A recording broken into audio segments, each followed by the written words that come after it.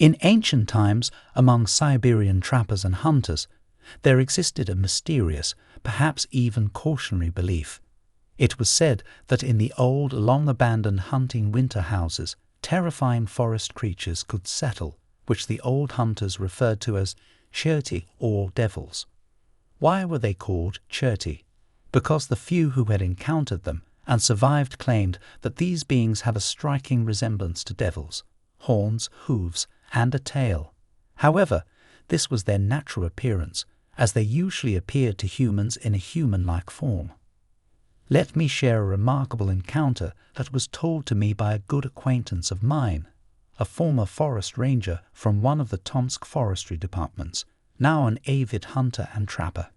In that particular year, I set out on a hunting expedition completely alone.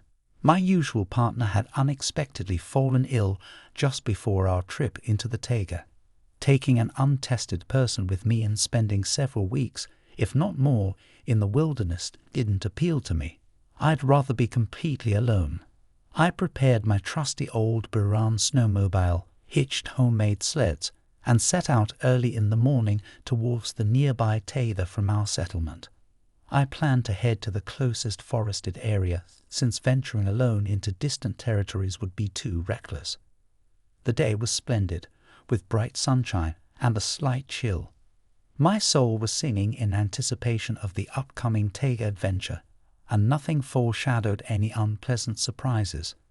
By midday, I was supposed to reach the first landmark, a massive split pine tree. From there, I needed to turn right and leisurely ride along the bottom of a deep ravine, then cross a frozen forest stream, and my winter dwelling would be not far away. However, as time passed, I never came across the broken pine tree, although I was sure I was traveling through familiar taiga forests. The winter sun was gradually setting behind the snowy crowns of taiga cedars, and yet I had not seen any familiar landmarks. It was nearly dark when my trusty, never-failing snowmobile suddenly stalled, and no matter how hard I tried to restart it, my efforts were in vain. The weather took a turn for the worse. It became bitterly cold, followed by a strong, piercing wind. I wasn't afraid of freezing, since I had prepared for such unforeseen situations. I had a canister of gasoline and a large bundle of dry birch bark in the sleds, ready to quickly start a fire if necessary. But with such gusty winds, that would be quite problematic, so I urgently needed to find some shelter, like a fallen tree or a deep ravine. After walking several hundred meters away from my stalled snowmobile, I was surprised to see an old, fairly large and well-preserved hunting cabin ahead. Opening the creaky door, I was even more astonished to find a blazing fire in the clay stove and a lit wax candle on the darkened table, casting crooked shadows on the smoky ceiling. Deciding to warm up a bit and wait for the owner of the winter dwelling, I lay down on the wooden planks at the far end of the cabin and immediately fell asleep, exhausted by the warmth of the heated stove. I don't know how much time had passed when suddenly I was awakened by a loud, unnatural laughter echoing ominously throughout the old winter house. I quickly jumped up from the planks, but recoiled as I saw 3 huge men sitting around a large table. Honestly, they looked quite terrifying with their thick, unkempt hair and long beards, like bandits from the big road. They were clad in strange, patched fur coats cinched with linen belts. The strange men were whispering animatedly to each other, and the largest among them, presumably their leader, stared at me with his black eyes and laughed loudly. Seeing that I had woken up, the leader waved his hand, beckoning me to come closer to the table. Running away was futile, since the door was on the opposite side of the dwelling, and the strangers were seated around the table in the middle of the room. Thoughts raced through my mind, exploring all possible scenarios for the unfolding events, even the most unpleasant ones, and the ways to escape with the least losses. Then I remembered my pocket knife, which should have been in my jacket's pocket, since I left my actual weapon, my hunting rifle, outside, right by the entrance of the dwelling. Slowly, I reached into my pockets, but to my dismay, I didn't find the knife. I must have left it in my backpack. Instead, I touched a matchbox with salt, which I accidentally put there during my last meal break. "Tell us, without hiding anything, are you a thief or a lost hunter?" growled one of the cabin's inhabitants threateningly. It was a strange question, I thought. When they entered the dwelling, they must have noticed my rifle left right outside the entrance. Before I could answer, the stranger continued, "Nevertheless, it doesn't matter to us. We fiercely despise both types.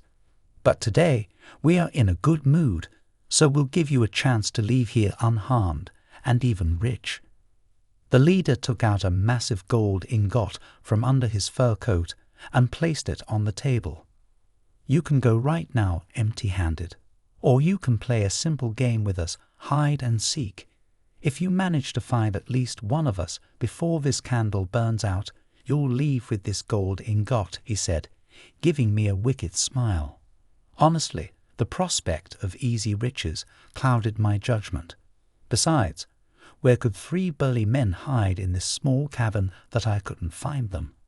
Without a moment's hesitation, I agreed to play the game. But then, what followed was beyond terrifying. The malevolent leader burst into laughter, making the walls shake. He slammed his massive fist on the table, and instantly all 3 men transformed into shaggy devils and vanished. I stood there in the middle of the cabin, completely stunned.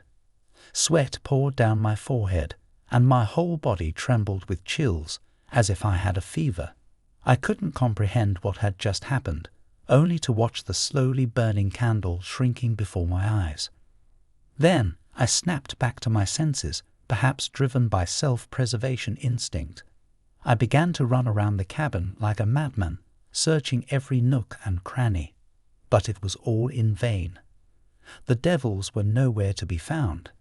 Suddenly, the wax candle extinguished, and in the air, I heard the familiar malevolent laughter once again.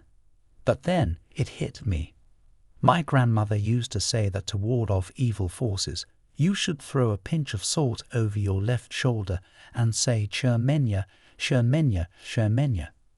Without thinking, I grabbed the salt box from my pocket and threw it over my left shoulder, shouting those words. And then everything started to shake violently. The logs rattled against each other. At the same instant, the 3 devils reappeared, but in the blink of an eye, they hurled the wooden door off its hinges and vanished into the night's darkness. Quickly grabbing the gold ingot and tucking it under my coat, I rushed out of the crumbling winter house, retrieved my rifle, and sprinted back to the snowmobile. Surprisingly, it started almost instantly. I turned on the headlights and revved up the engine. I didn't drive for long before I saw the glowing windows of houses on the outskirts of our settlement. Arriving home and regaining my senses a bit, I reached for the gold ingot. But to my astonishment, in my palm lay an ordinary piece of black coal. Join our channel for exciting content, stay updated with the latest videos, and be part of our growing community. Hit that subscribe button now, give this video a thumbs up, and let us know your thoughts in the comments.